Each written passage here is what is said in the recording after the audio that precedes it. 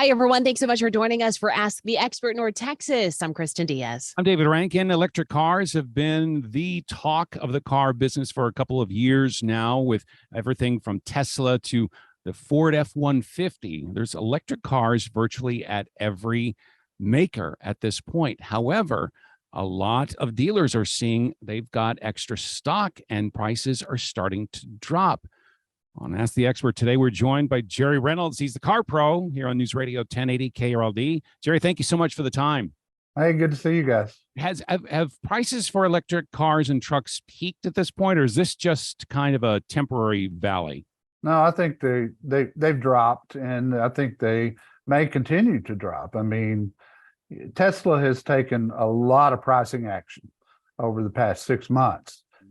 Ford yesterday on the F-150 Lightning you mentioned, they dropped prices across the board from $6,000 to $10,000 depending on which model, and that's pretty telling to me. And you're right about inventory. Inventory is growing rapidly with electrics. So the thing we're trying to figure out here, everybody's trying to seek their water level. Did we overproduce electric cars? The numbers would suggest that. I mean, if you look at what this industry lives and dies by, it's called days supply. And that would be if you've got a car dealership and you didn't get any more cars delivered to you ever again, how long would your inventory last at the current rate of sale, right? I know it's a little confusing, but it's really not. And in the industry, the golden place to be has always been 60 days, 2 months supply of vehicles. Today, gasoline and hybrid vehicles are at a 53-day supply, and electrics are at a 103-day supply, twice as many as anyone needs. So, they either got to reduce prices or offer incentives, which Ford is also doing on the Lightning. I've got one Ford dealer group here in Dallas that's got well over 100 Lightnings and the Mustang Mach-E all electric in their inventory right now. That's just too much. The other concern for some people who have been, looking at the market, well, there have been a lot of safety concerns with the battery, making these cars a lot heavier than they would be, but more dangerous to be in a wreck in. And also, it's dangerous with this heat. I mean, I think all encompassing, do people have more concerns about electric vehicles safety than they do non-electric? Yeah, they do, but I don't know that it's warranted, Kristen. I mean, it's like a tornado. When one happens, you hear all about it.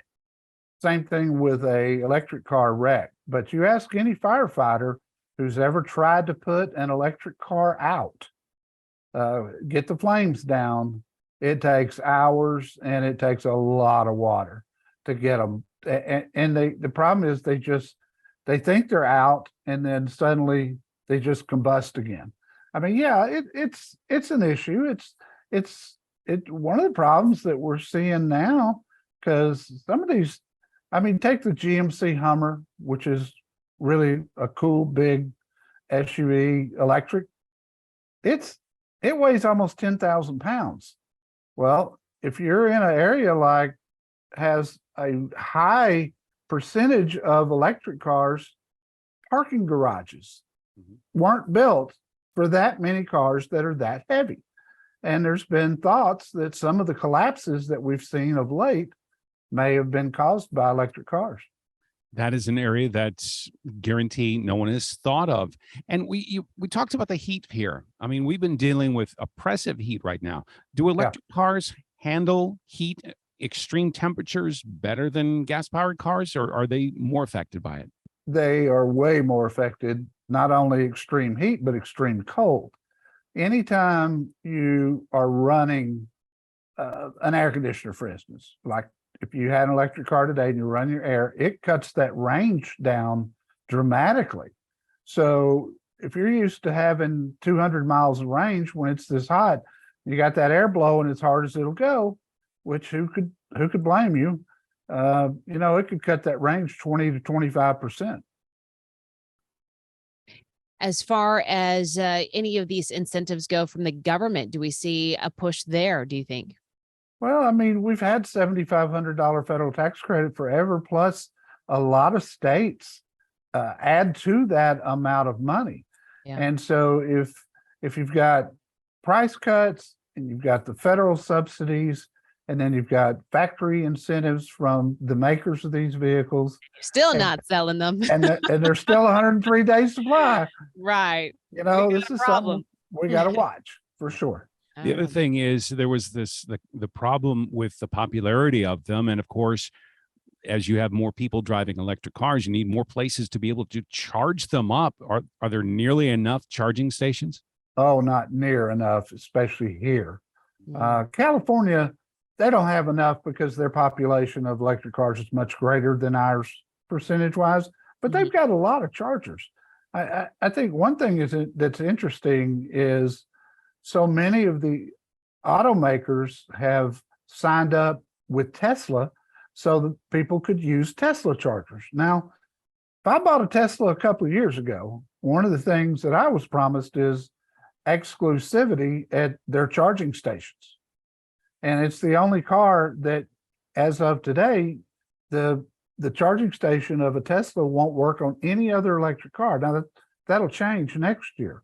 But if I owned a Tesla and I paid a lot of money for it with the thought of, well, if I have to go to a public charger, I'll go to the Tesla charger, there won't be any lines. Oh, there's going to be lines. Let me just tell you, these people are going to be lined up. And I know I've finally put a home charger in my house about 2 months ago because I'm reviewing so many electric cars.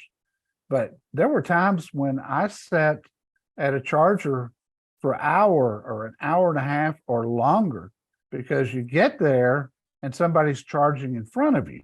So you got to wait for them to finish before you can plug your car in. Yeah. I've sat as long as 3 hours to get a full charge. See, I don't have that kind of time. I don't either. That's why I got a home charger. That's right. Oh boy. The other thing, of course, when we're dealing with electric cars, we've already seen Chevy kind of give up on the Volts. Was that before all of this, or did the Volt just not work? It never sold very well. And it's a shame because really for an early electric, and I reviewed it when it first came out, which I think was 2012 or so, it was really pretty good. But, for me, I mean, I still think, at least for now, hybrids just make more sense.